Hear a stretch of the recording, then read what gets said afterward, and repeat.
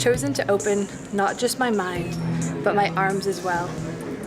I have chosen to listen to and acknowledge the stories from Canadian history that many choose to shut out. No words from me can change what has happened, heal the hearts that were and are broken. But I will use my voice to help. I will use my voice to help your voices to be heard.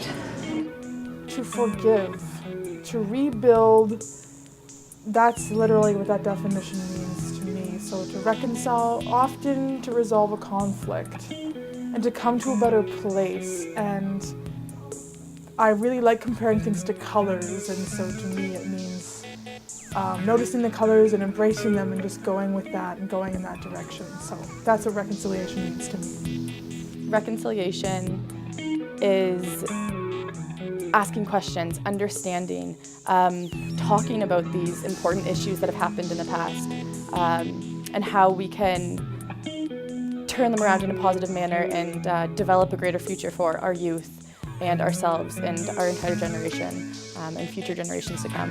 Reconciliation to me is about solidarity, about dialogue, about communication. Patrick Etherington Jr.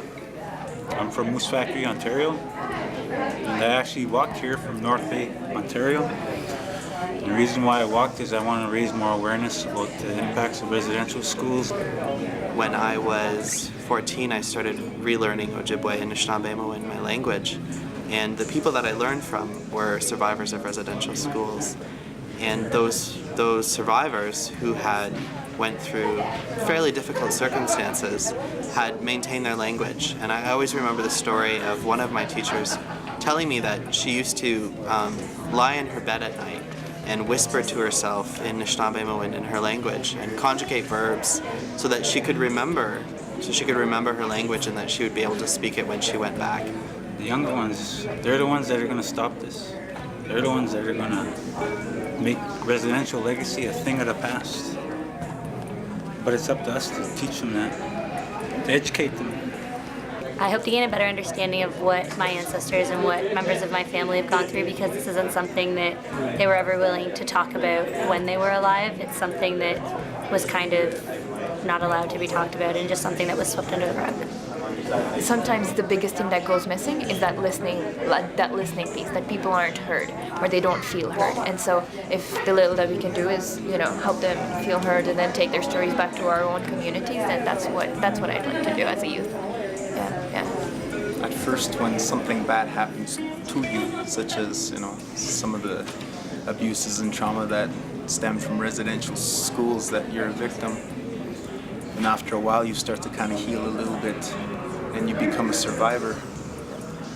But then when you're able to speak about some of the things that you've been through in a positive way to give information, you're something called an okichita. Okichita means warrior. When I speak that language, when I use the words that they've given me, I like to think that it honors that spirit of strength, it honors that spirit of courage that let them keep that language. To walk across the country, to raise more awareness about residential schools, I think that in itself is a pretty good way to show my respect for them. To raise more awareness about what happened. Because when I'm walking, some people come along and they don't even know about residential school. My goal here is to learn about the layered and complex histories of Canada, to support and embrace these cultures, and to share the historic truths to anyone I can. I feel honored to be a part of this reconciliation process. Thank you for welcoming me here without judgment. There's a responsibility as a Canadian to understand what my ancestors did, and especially as a young Canadian, to change the shape of the place that I live in, and to change the relationships, change our relationships to each other, change our relationships to the land, change our relationships to our past. And today I'm here to learn from my elders, to learn from my leaders about their experiences and the path that they've walked, and to learn a bit about how I can make my life and make the lives of those around me a little bit better.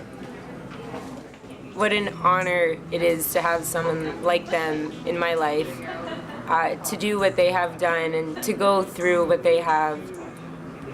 Even if they thought that they were so, so hurt, so not a good role model, that they got through it. They pushed themselves, and that to us is just a message saying that we could do stuff, we could change our future.